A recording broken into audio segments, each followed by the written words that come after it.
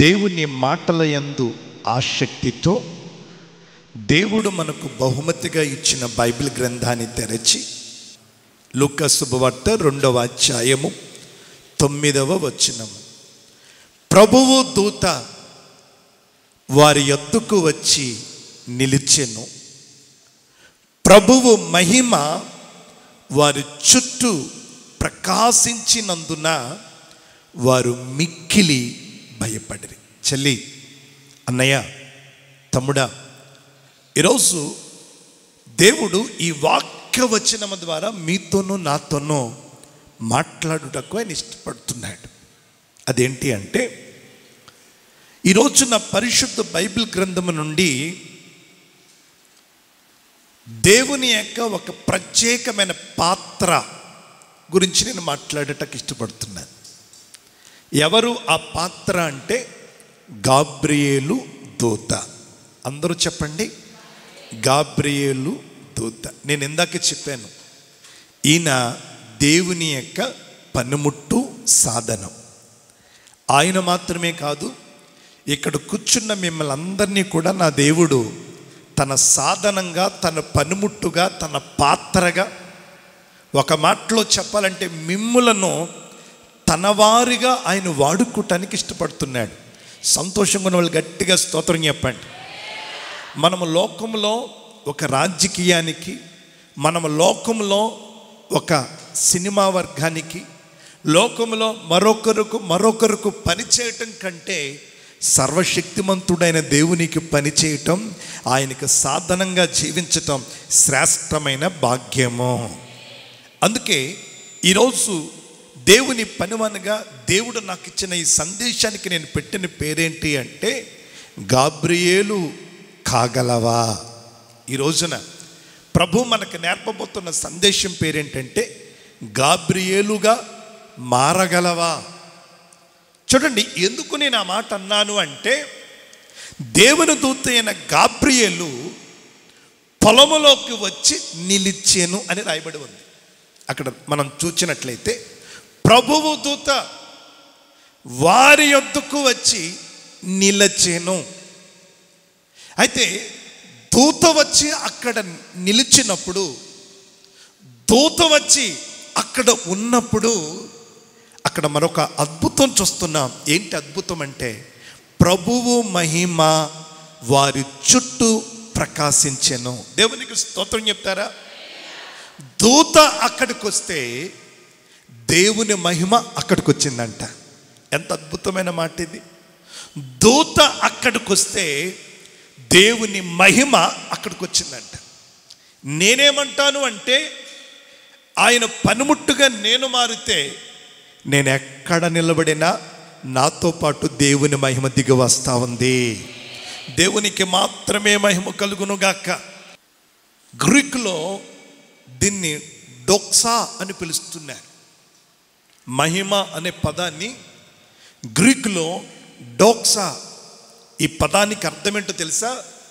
ఈ పదానికి అర్థం ఏంటో తెలుసా? అతీతమైన శక్తి. అతీతమైన శక్తి. చూడండి, ఇప్పుడు ఒక రాజకీయ నాయకుడు వచ్చాడు అనుకోండి, విస్తారమైన జనం ఇక్కడికి వస్తారు, ప్రభుత్వం అంతా ఇక్కడికి వచ్చేస్తుంది, అధికారులు ఇక్కడికి వస్తారు. అది ఒక శక్తి. ఒక సినిమా నటుడు వచ్చాడు అనుకోండి, అప్పుడు కూడా విస్తారమైన జనం వస్తారు, యూత్ వస్తారు. ఓ మాటలో చెప్పాలంటే ఒక కోలాహలంగా ఉంటుంది. ఇది ఒక శక్తి. కానీ డోక్సా అనే పదానికి అర్థం ఏంటంటే తెలుసా? మానవాతీతమైన శక్తి. అంటే అర్థం ఏంటంటే, ఏ మనుషుడు దగ్గర లేనంత శక్తికి ఉపయోగించబడిన అర్థం ఏంటో తెలుసా? మహిమ.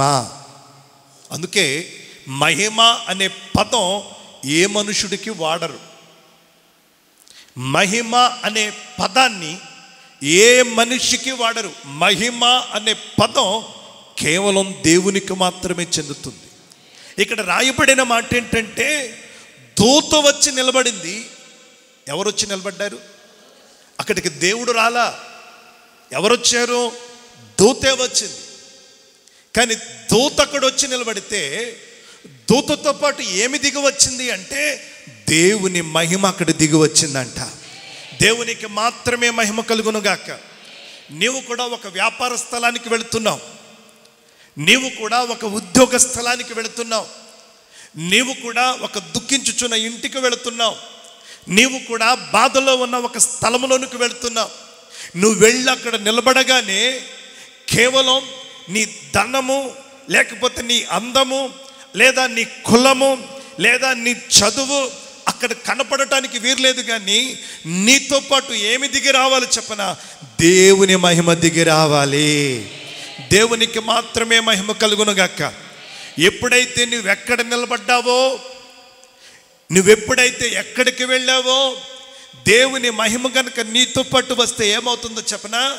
నీవు వెళ్ళిన చోట శుభకరమే, నీవు వెళ్ళిన చోట ఆనందకరమే, నీవు వెళ్ళిన చోట ఆశీర్వాదమే, నీవు వెళ్ళిన చోట మేలే. అప్పుడు నువ్వు వెళ్ళిన తర్వాత అక్కడ ఉన్న జనం ఐరన్ లెగ్గండి, ఆడడుగు పెట్టాడండి, చూసారా ఎలా అయిపోయింది? చూసారా ఈ కార్యక్రమం?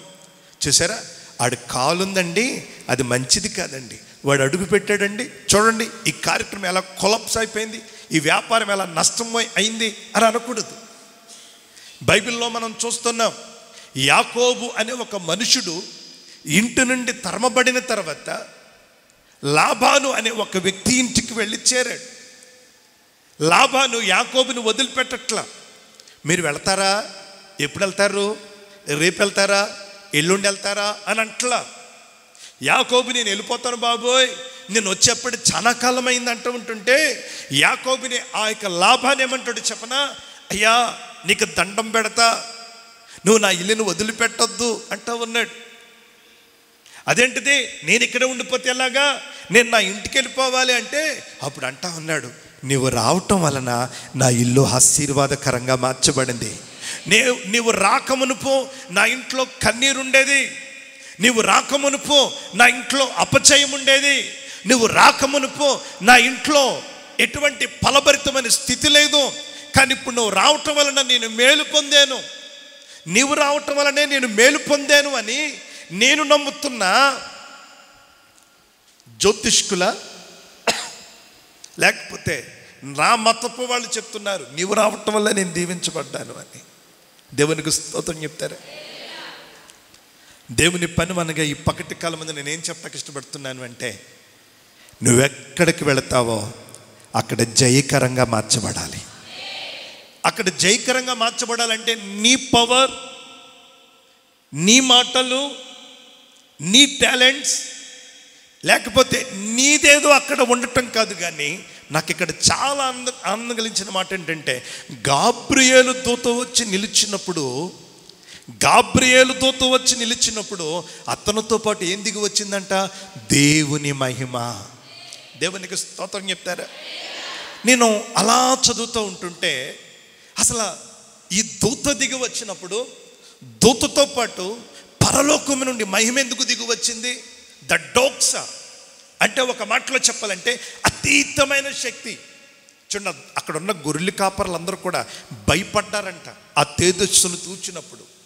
ఆ గొర్రెల కాపర్లందరూ భయపడ్డారంట ఆ యొక్క డివైన్ పవర్ని చూచినప్పుడు. దేవునికి స్తోత్రం చెప్తారా? నిన్ను చూచినప్పుడు కూడా నువ్వు ఎక్కడికి వెళ్తావు అక్కడ ఉన్న ప్రజలు నిన్ను ఒక ప్రత్యేకమైన దానిగా, ఆ సిస్టర్ చాలా ప్రత్యేకమైనది, ఆ బ్రదర్ ఒక ప్రత్యేకమైన వాడు అని నిన్ను నన్ను చూడాలి. ఈ గాబ్రియేలు దూత అక్కడికి వెళ్ళినప్పుడు గాబ్రియేలు దూతతో పాటు దేవుని మహిమ ఎందుకు వెళ్ళిందో చెప్పనా? నేను దేవుని పనివానిగా ఒక 7 విషయాలను నా డైరీలో రాసుకున్నాను, దూతతో పాటు దేవుని మహిమ దిగి రావటానికి. కానీ 7టిని మీతో పంచుకోను. కానీ దేవుని చిత్తమైతే 1, 2, 3 సంగతులను మీతో పంచుకుంటాను. ఏంటి ఆ సంగతులు అంటే, ఈ దూతతో పాటు దేవుని యొక్క మహిమ దిగి రావటానికి, దేవుని శక్తి రావటానికి మొదటి కారణం ఏంటో తెలుసా? ఈ దూత ఎప్పుడు కూడా శుభవచనములే మాట్లాడుతుంది. ఏం మాట్లాడుతుంది? అమ్మ నోరు తెరిచి మాట్లాడండి. హలో, అందరూ నోరు తెరిచి మాట్లాడండి. అందరూ చెప్పండి. దూతకున్న ప్రత్యేకత ఏంటంటే తన నోట్లో శుభవచనాలు ఉంటాయి. శుభవచనం. లూకా సువార్త 1:28 మరియ దగ్గరకు వచ్చి మరియ తల్లితో ఇలా మాట్లాడుతుంది దూత. ఏమంటుంది? ఆ దూత లోపలికి వచ్చి ఆమెను దయాప్రాప్తురాలా. ఒక మనిషిని ఎంత గౌరవంగా, ఎంత పద్ధతిగా మాట్లాడుతుందో మనం చూద్దాం. దయాప్రాప్తురాలా, నీకు శుభం. హల్లెలూయా. దేవుని పనివానిగా 2 చేతులు జోడించి నేను మీతో ఒక మాటలు చెప్తున్నాను. నువ్వు ఎక్కడికి వెళితే నీతో పాటు దేవుని శక్తి రావాలి అంటే మన నోట ఎప్పుడు కూడా ఏముండాలో చెప్పనా? శుభవచనమే ఉండాలి. ఏముండాలండి? శుభవచనమే. ఎలా అంటున్నాను ఏమనుకోకండి. ఆ మధ్య నేను ఒక వివాహం చేయటానికి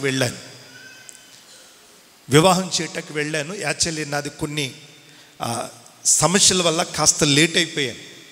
అందుకు నేను చాలా టెన్షన్తో అయ్యో నేను లేట్ అయిపోయాను అని చెప్పి కొంచెం మానసికంగా నలుగుతూ చాలా వేగంగా వెళుతున్నాను. మొత్తానికి వెళ్ళాను. ఆ కార్యక్రమం జరుగుతుంది. ఇంతలో జరుగుతుండగా ఏమైపోయింది చెప్పనా? అదొక చక్కని పెళ్ళి, ఆనందంగా జరగవలసిన పెళ్ళి. అయితే ఆ పెళ్ళిలో సడన్గా ఏమైపోయిందో చెప్పనా? ఒక పెద్ద గందరగోళం, ఒక పెద్ద గొడవ జరుగుతూ ఉంటుంటే నాకు చాలా భయం వేసింది. ఏంటి అందంగా జరగవలసిన ఈ పెళ్ళి ఎలా గొడవలతో ఎందుకు జరుగుతుందని చెప్పి నేను అక్కడనున్న ఒక పెద్ద ఆయన పిలిచి, ఏమైందండి, ఎందుకు అంత గొడవ పడుతున్నాను?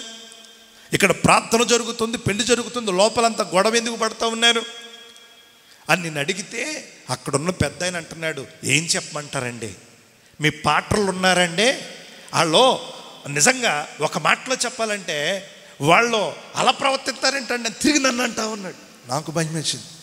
ఏమండి ఏమైంది, గొడవ ఏంటంటే తిరిగి పాస్టర్లు అన్నారు. ఏమైందంటే, ఏముందండి, ఈ పాటర్ గారు ఉన్నారండి, ఈ పాటర్ గారు ఏం చేశాడు అంటే ఆ పెళ్లి కూతురు తరపుళ్ళు ఏదో అన్నారంట. అతను సరైన మాట వినకుండా అన్నాడంట. ఆ మాట కొంచెం అనకూడన మాట.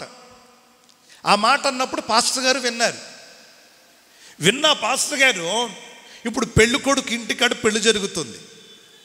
ఇంతకా మళ్ళా పాస్టర్ గారు ఎవరనుకున్నారు?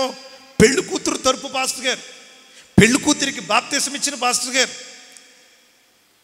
ఈ పెళ్లి కూతురికి బాప్తీసం ఇచ్చిన పాస్టర్ గారు ఒకవేళ పెళ్లి కూతురు వాళ్ళ నాన్న అతను సరిగ్గా వినకుండా మాట్లాడినప్పుడు, ఆ మాట మాట్లాడినప్పుడు ఒక దైవజనుడు ఏమన్నా చెప్పినా, నాన్న తప్పు, మనం అలా మాట్లాడకూడదు, మనం సమాధానకరంగా ఉండాలి, అక్కడ జరిగేది శుభకరమైన కార్యం, ఏంటలా మాట్లాడుతున్నావు? అతన్ని గద్దించడానికి బదులుగా ఆ మాటను మింగి గుండెలో దాచుకుని ఏం చేసి చెప్పనా, ఇక్కడికి పెళ్లి కొడుకు ఇంటికి వచ్చి పెళ్లి కొడుకు యొక్క తండ్రితో అంటున్నాడు, మా ఓడు ఇలా అంటున్నాడు. నాకు చాలా బాధ వేసేసింది. ఇంతకీ విచిత్రమైన విషయం ఏంటంటే పెళ్లి కూతురు తండ్రి ఆ మాట అన్నాడు, కానీ ఇంతలో అతనికి వాస్తవం తెలిసి పశ్చాత్తాపడ్డాడంట. అయ్యో అనవసరంగా మా వియ్యంకుండా అలా అనేసాను అని పశ్చాత్తాపడ్డాడంట. యాక్చువల్లీ అతను అంటానికి కారణం ఏంటంటే అతను సరిగ్గా వినలేదు, అతను పశ్చాత్తాపడ్డాడు. ఇంకా ఈ పెళ్ళయిన తర్వాత వెళ్ళి వియ్యంకుడిని చేయి పట్టుకుని నన్ను క్షమించండి, మీరు భోజనాలకు వచ్చినప్పుడు నేను మిమ్మల్ని ఒక అనకూడని మాట అన్నాను అని పశ్చాత్తాపడదాం అనుకున్నాడంట.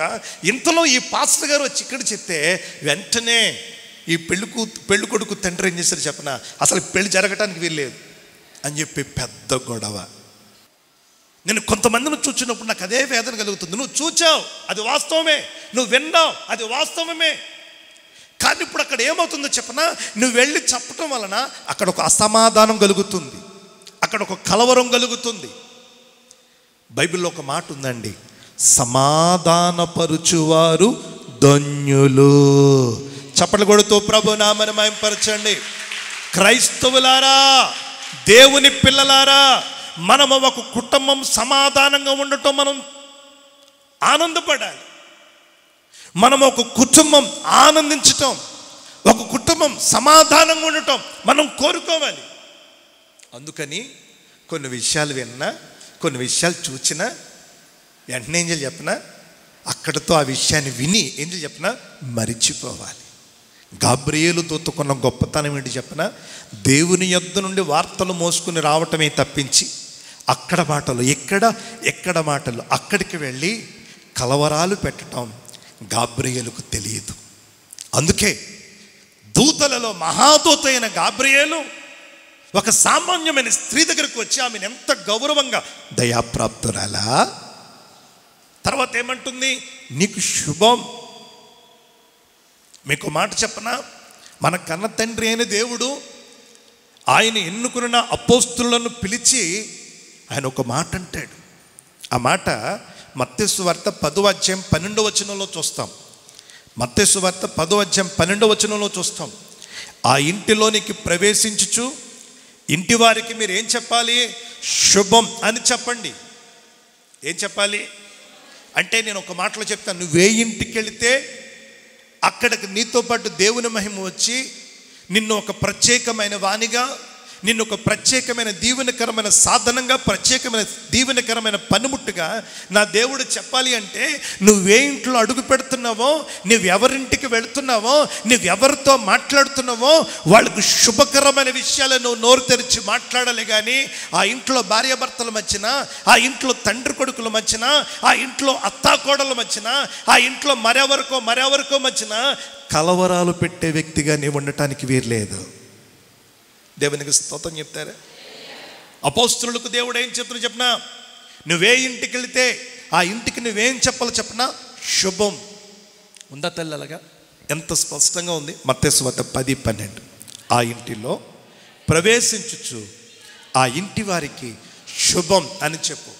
అక్క, కొంతమందికి ఎసిడిటీ ప్రాబ్లం ఉంటుంది. ఎసిడిటీ అంటే తినే ఆహారం వల్ల రాదండి, వీళ్ళకి వినే మాటల వల్ల వచ్చేది. తినే ఆహారం వల్ల అనుకోండి, దాని పేరేంటండి, గ్యాస్ ట్యాబ్లెట్ అండి, ఏంటమ్మా, ఏదోట్లే అండి, అవి పేర్లు మనకు రావు. అవి వేసుకుంటే అన్నీ తగ్గిపోద్దండి. నహూమ్ గారిని అడిగితే బాగా చెప్తారు, ఎందుకంటే ఆయన ఇంట్లో ఒక పెద్ద మెడికల్ కిట్ ఉంటుంది. కడుపులో గ్యాస్ పెరిగితే గ్యాస్ ట్యాబ్లెట్, గ్యాస్ అరుగు తాగితే అన్నీ తగ్గిపోతుంది. కానీ కొంతమందికి ఇది గ్యాస్ అరుకులు వేసిన, గ్యాస్ ట్యాబ్లెట్లు వేసిన తగ్గని ఒక ఎసిడిటీ మాట. వెంటనే ఏదైనా వినేదనుకోండి, దీన్ని 10 మందికి చెప్పాలి. చెల్లి, ఈరోజే మీ అన్నగా చెప్తున్నాను, నువ్వెక్కడికి వెళుతున్నావో నీతో పాటు అక్కడికి దేవుని శక్తి దిగి రావాలి అంటే, నువ్వెక్కడికి వెళుతున్నావో అక్కడ ఒక దేవుని సాధనంగా ఉండాలంటే, ఈరోజే దేవుని పనివానిగా పౌలయ్య కూడా అదే అంటున్నాడు. స్త్రీలకు నేను ఒక మాట చెప్తున్నాను, మీరు కొండెములాడు వారిగా ఉండకండి. చేతులు జోడించి మీ అన్నగా నేను మీతో చెప్తున్నాను, గాబ్రియేలు దూతవు కాగలవా అని నేను ఎందుకు ఈ పేరు పెట్టని చెప్పనా, గాబ్రియేలు దూతకున్న గొప్ప విషయం అంటే చెప్పనా, తన నోట శుభవచనమే కానీ తన నోట ఒక కుటుంబాన్ని, ఒక గుంపును, ఒక జనాంగాన్ని, ఒక 2 సమూహాలను విడదీసే మాటలో ఆ దూత దగ్గర లేవు. శుభమే చెప్పుతుంది. ఏం చెప్తుంది? శుభమే. గాబ్రియేలు దూత దగ్గర ఉన్న గొప్పతనం ఏంటో తెలుసా? శుభములు చెప్పే గొప్పతనం. రెండవది, ఈరోజు మన మధ్యన ఇంకా చాలా విషయాలు ఉన్నాయి కనుక చాలా వేగంగా వెళుతున్నాను. గాబ్రియేలు దూతవు కాగలవా అని నేను ఎందుకు అన్నానంటే, గాబ్రియేలు దూత దగ్గర మరొక మంచి గుణం ఉందండి. ఇవన్నీ పేర్లలే, కానీ వీటిల్లో ఒక చాలా మంచి విషయాలు ఉన్నాయి. అదేంటి అంటే, ఒక ఆయనకి ప్రధానమైంది పెళ్ళెప్పుడు అని ఆలోచన చేస్తూ ఉన్నాడు. ఇంతలో ఆయన చెవిలోకి ఒక మాట వచ్చింది. ఏంటో తెలుసా? నువ్వెవరినైతే ప్రదానం చేసుకున్నావో ఆమె గర్భవతి అయింది. ఏమైంది? గర్భవతి అయింది. ఓ మాటలో చెప్పాలంటే ఈ వార్త అతనికి తన జీవితంలో ఒక భయంకరమైన వార్త. ఎందుకు చెప్పను? ఒక పురుషుడు ఒక స్త్రీని వివాహం చేసుకోవటానికి ఎంతో ఆశతో, ఆమె పవిత్రంగా ఉండాలి అని ఎన్నో కలలు కని చేసుకుంటాడు కదండి. కానీ ఇతను కూడా అలా ఆశతో ఇప్పుడు కలలు గని పెళ్లి చేసుకుంటానికి సిద్ధపడుతూ ఉన్న సమయంలో ఇతడు వినకూడని మాట ఏంటంటే, ఆమె గర్భవతి అయ్యింది. చాలా భయంకరమైన మాట. అయితే ఇది ఇశ్రాయేలు దేశంలో అయితే ఎంత భయంకరంగా ఉంటుందంటే, ఆ పురుషుడు, ఆ పెండ్లి కొడుకు ఏం చేయాలి చెప్పనండి? పెద్దల దగ్గరికి వెళ్ళాలి. పెద్దలు ఆ ఆడపిల్ల ఇంటి వారిని పిలుస్తారు. ధర్మశాస్త్ర ప్రకారంగా ఆ యొక్క ఇంటి వారు ఏం చేస్తారు? ఆ యొక్క ఇంటి వారిని, ఆ ఆడపిల్లను పిలిచి ఆమె గర్భవతి అవునా కాదని ఏం చేస్తారంటే, నిర్ధారణ జరిగిన తర్వాత అక్కడికి వచ్చిన పురుషులందరూ ఏం చెప్పనా, 100 మంది వచ్చినా, 200 మంది వచ్చినా, 150 మంది వచ్చినా, 50 మంది వచ్చినా అందరూ పెద్ద పెద్ద రాళ్లతో ఆమెను కొట్టి అక్కడే చంపేయాలి.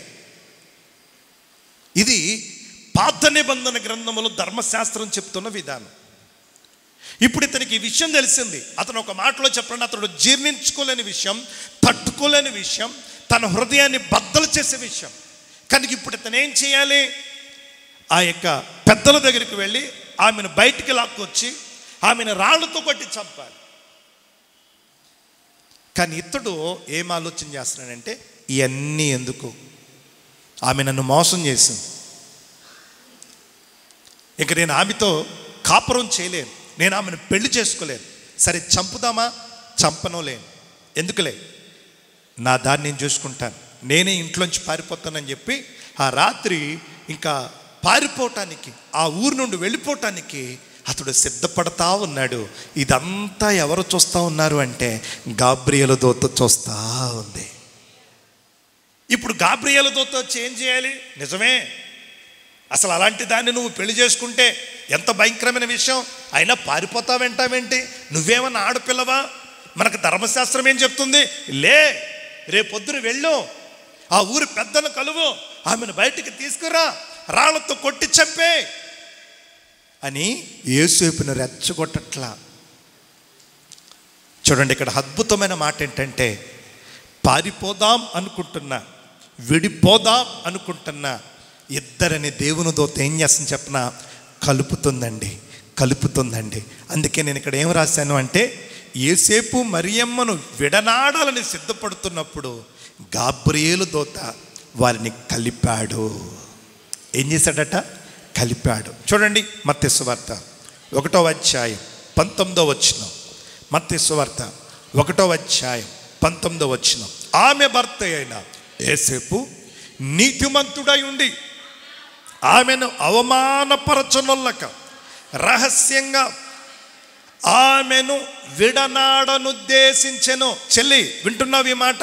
విడనాడ ఉద్దేశించెను. యోసేపు ఏం చేయాలనుకుంటున్నాడు? ఉద్దేశించాలనుకుంటున్నాడు. కొన్నిసార్లు కొంతమంది అన్నదమ్ములు విడిపోవాలనుకుంటారు. కొన్నిసార్లు కొన్ని సందర్భాల్లో తండ్రి కొడుకులు విడిపోవాలనుకుంటారు. కొన్ని సందర్భాల్లో ఆత్మీయ తండ్రి విశ్వాసి విడిపోవాలనుకుంటారు. కొన్ని సందర్భాల్లో ఇద్దరు వ్యాపారస్తులు కలిసి పనిచేసేవాళ్ళు విడిపోవాలనుకుంటారు. కొన్ని సందర్భాల్లో ఒకే సంఘంలో ఉన్న విశ్వాసులు విడిపోవాలనుకుంటారు. నీకు ఇలా విడిపోవాలనుకున్న వాళ్ళు నీకు కనపడ్డారనుకో, వెంటనే నువ్వు ఒక గాబ్రియేలు దూత వలె ఏం చేయాలి చెప్పనా? విడిపోవాలనుకుంటున్న వారిని విడగొట్టడం కాదు, కానీ విడిపోవాలనుకున్న వాళ్ళని మనం ఏం చేయాలి చెప్పనా? కలిపేవారిగా ఉండాలి. గట్టిగా చప్పలు కొడుతూ ప్రభు నామని మహిమపరచండి. నీ కంటికి ఎప్పుడైనా, నీ ముందు ఎవరైనా విడిపోవటం కనపడినప్పుడు ఆ విడిపోతున్న వారిని మనం ఏం చేయాలి చెప్పనా? కలపాలి. గాబ్రియేలు దూత అదే చేస్తూ ఉంది. 20వ వచనం చూస్తే, అతడు ఆ సంగతులను గురించి ఆలోచించుకొని చూడగా ఇంక నిద్రపోలేదంటండి. ఇదిగో ప్రభు దూత స్వప్నమందు అతనికి ప్రత్యక్షమై, దావీదు కుమారుడమైన యోసేపు, నీ భార్య అయిన యోసేపు మరియను చేర్చుకొనుటకు. అక్కడ ఆయన ఏం చేయాలనుకుంటున్నాడు? విడనాడాలనుకుంటున్నాడు. ఇక్కడ దూత వచ్చి ఏమంటుంది చెప్పనా? చేర్చుకో. హల్లెలూయా, దేవునికి మాత్రమే మహిమ కలుగును గాక. నేను ఇందాక కూడా ఆ మాట చెప్పాను. పరలోక రాజ్యం ఎవరిదో తెలుసా? పరలోక రాజ్యం ఎవరిదో తెలుసా? ఒకవేళ భూలోక రాజ్యం నువ్వు దెబ్బలాడి వాళ్ళని విడగొట్టి, వీళ్ళని విడగొట్టి, ఆడి కుటుంబాన్ని పడగొట్టి, ఈడి కుటుంబాన్ని పడగొట్టి, నాకు తెలిసిన ఒక ఆయన ఉన్నాడు, ఆయనకి దాదాపుగా 25 ఎకరాలు ఉంది. ఎన్ని ఎకరాలు? 25 ఎకరాలు. ఈ 25 ఎకరాలు వాళ్ళ నానేమి ఇవ్వలా, అంటే తండ్రి నుండి రాలా. ఈ 25 ఎకరాలు కష్టపడి సంపాదించలా. ఈ 25 ఎకరాలు వాళ్ళ అత్తోరింటి వాళ్ళు ఇవ్వలా. ఈ 25 ఎకరాలు ఎలా సంపాదించాడు చెప్పనా? అతనికి కొంచెం డబ్బు ఇవ్వటం, ఆ డబ్బు ఇచ్చిన తర్వాత ఏదో రకంగా ఇబ్బంది పెట్టి అతని నుండి రకరకాలు అన్యాయపు సంతకాలు పెట్టించుకుని ఇబ్బంది పెట్టి అతని నుండి భూమిని ఏం చేయటం చెప్పనా? లాక్కోవటం. ఇలా అందరి దగ్గర భూమిని ఏం చేస్తా చెప్పిన, పేదోళ్ళ దగ్గర భూమిని లాక్కుని ఒకప్పుడు ఏమీ లేని అతను 25 ఎకరాలు సంపాదించాడు. 25 ఎకరాలు సంపాదిస్తే ఇప్పుడిప్పుడే మేసాలు వచ్చి ఎదుగుతున్న కుర్రోళ్ళు ఉంటారు కదండి, వాళ్ళు చూసి ఏమనుకోండి చెప్పనా, వాడు అన్యాయం చేసి ఊరంతా సంపాదించుకున్నాడు, మనం కూడా ఇలా అన్యాయం చేస్తే ఊరంతా సంపాదించుకోవచ్చు అనుకుంటే అతను చూసి పాఠాలు నేర్చుకుంటున్నారు. ఒకవేళ ఎక్కడ కూర్చున్న వాళ్ళు ఎవరైనా మీలో అలాంటి మనసు ఉందేమో, ఎందుకంటే చాలాసార్లు మనం అనుకుంటాం నీతికి రోజులు లేవు, ఏంటంట నీతికి రోజులు లేవు, మంచిగా వెళ్తే బతకలేము. నేను అంటాను, అన్యాయం చేస్తూ ఊరంతా సంపాదించుకోవచ్చు. అన్యాయం చేసి ఎన్నేళ్ళు ఉన్నాయో అన్నేళ్ళకి ఒక ఉంగరం కాదు 2 ఉంగరాలు పెట్టుకున్నా.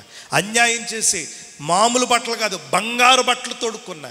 అన్యాయం చేసి నేను ఒకే మాట చెప్తాను, అన్నం కాదు బంగారమే తిన్నా. అదేంటో చెప్పనా, అదేంటో తెలుసా, అదొక శ్రేష్టమైన జీవితం కాదు. నేను అంటాను, లాజర్లా భూమి మీద నువ్వు పస్తులైన పడు, లాజర్లా నువ్వు భూమి మీద రోగిగానైనా బ్రతుకు, లాజర్లా నువ్వు భూమి మీద పెట్టకుప్పల మీదనైనా ఉండు, కానీ నువ్వు చచ్చిపోయిన తర్వాత మాత్రం నీ కోసం మనుషులు కాదు పరలోకం నుండి ఎవరు రావాలి చెప్పనా, దూతలు రావాలి. చప్పట్లు కొడుతూ ప్రభు నామమును మహిమపరచండి.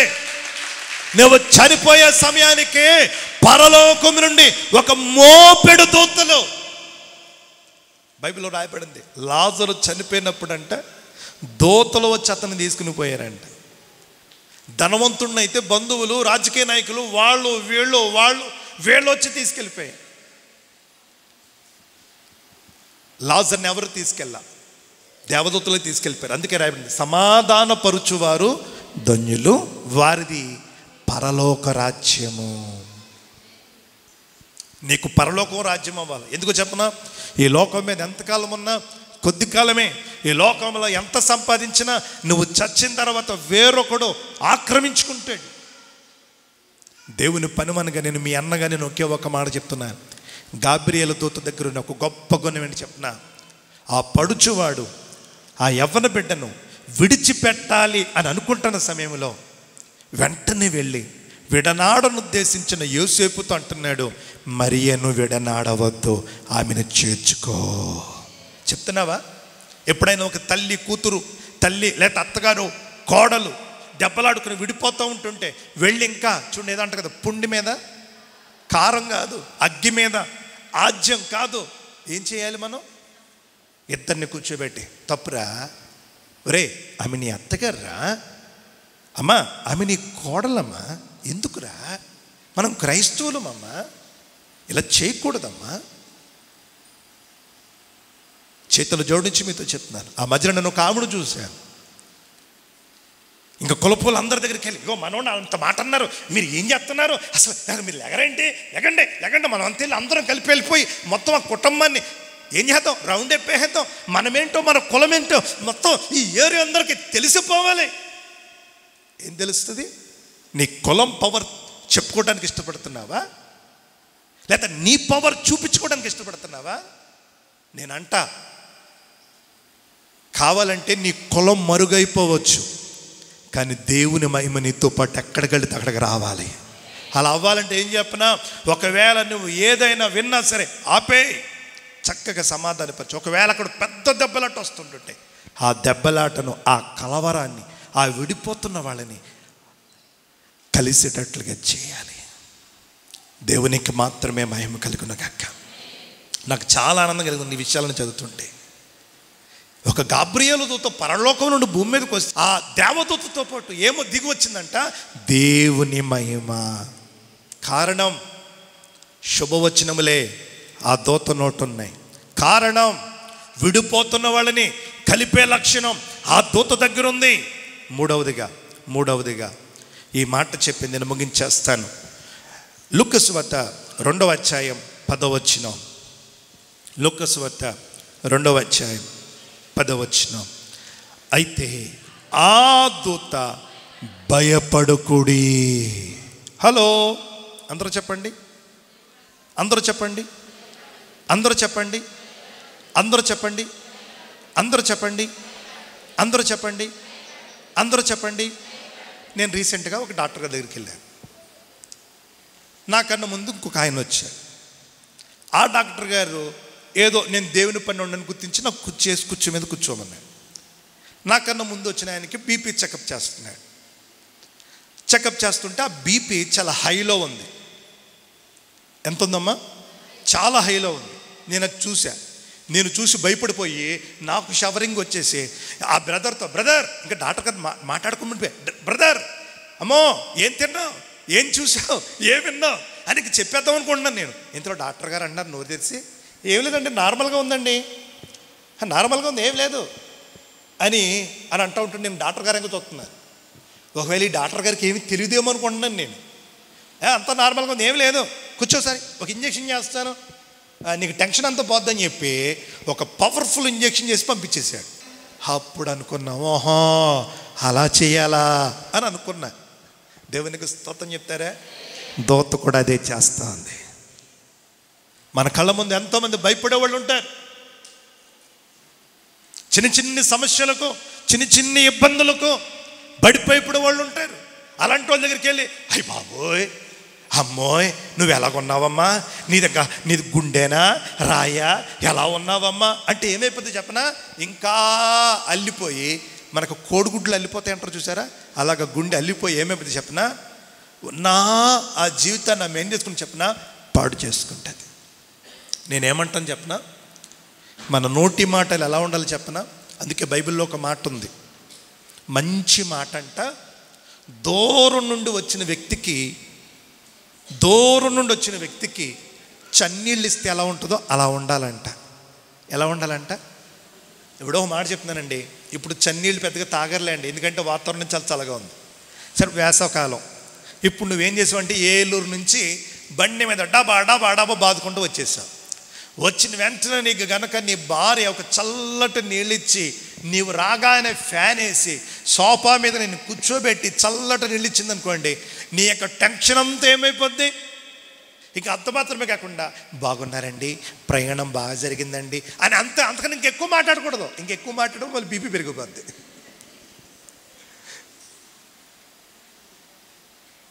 మన మాటలు అలా ఉండాలి.